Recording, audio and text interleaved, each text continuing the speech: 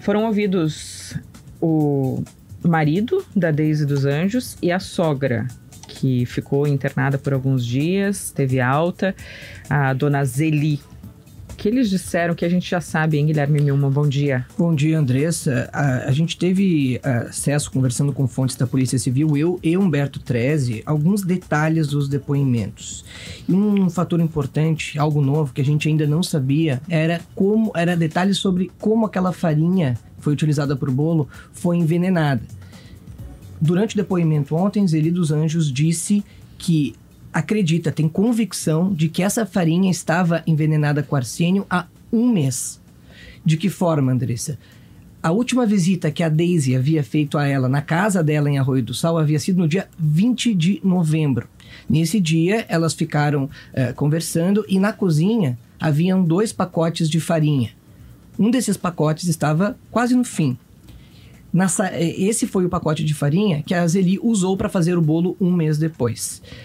Desde então, dia 20 de novembro, foi a última visita feita por Deise. 1 mês antes do fato, que foi dia 23 de dezembro. Exatamente. Depois disso, desde o dia 20, ela não voltou mais para casa. E a Zeli não fez nenhum bolo nesse período. O primeiro uso da farinha foi justamente nesse dia. Então, tudo leva a crer que foi justamente aí neste momento. E o bolo era uma tradição da família, né? A gente viu fotos, inclusive, de outros anos, antevéspera de Natal, véspera de Natal, com o bolinho do mesmo tipo, um bolo, né? De reis, né? Bolo de reis, isso aí. Exatamente. Então, foi nesse momento, né, segundo a Zeli, que ela envenenou. Ou seja, a farinha já estava na casa e a Deise, segundo esse relato, coloca o arsênio na farinha. A polícia, né, pelo que a gente apurou, vai levar em consideração esse depoimento para colocar no inquérito que essa foi a forma como a farinha foi envenenada. Sobre o depoimento dela, ela também reconheceu que ela era sim o principal alvo da Deise, algo que já vinha sendo trazido pela Polícia Civil. Além disso, ela fala que tinham pequenas desavenças, confirmando aquilo que já vinha sido colhido também pelos policiais na investigação. Já o marido da Deise, o Diego, ele também fez um longo depoimento, ele detalhou e confirmou uma informação que a gente já havia dado, que o Treze já havia dado, sobre uma intoxicação alimentar que ele teve no ano passado, num atendimento hospitalar depois de ele ter tomado um suco de manga.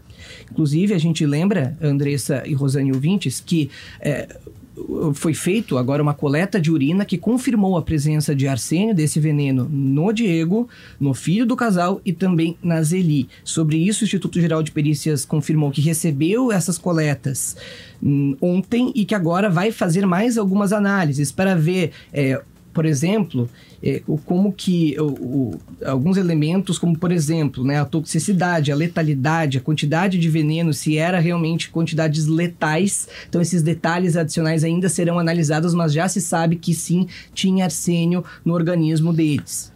Então, os laudos vão ser ainda emitidos, né? Junto com esse laudo ainda tem outras análises que estão sendo feitas, como aqueles alimentos que foram levados por Deise no hospital na visita a Zeli, uma garrafa também. A expectativa é que esses laudos saiam ainda nessa semana, mais para o final da semana. Obrigada, Guilherme Milman, que segue acompanhando os desdobramentos desse caso. Olha, horroroso, né? Envenenar o marido e a própria criança, né? A criança filha. Parece que não era a intenção, né? Ela teria feito o suco para o marido, a ideia era envenenar o marido. Se descuidou, a criança foi tomar e ela fez a criança vomitar. E talvez por isso a criança não tenha morrido. Pelo amor de Deus, né? Não, tudo é surreal nessa história. Aí coloca o suco para o marido tomar, a criança acaba tomando e faz a criança vomitar, pelo amor de Deus. O que pensa uma pessoa dessa? É uma psicopata total. O que pensa uma criatura dessa?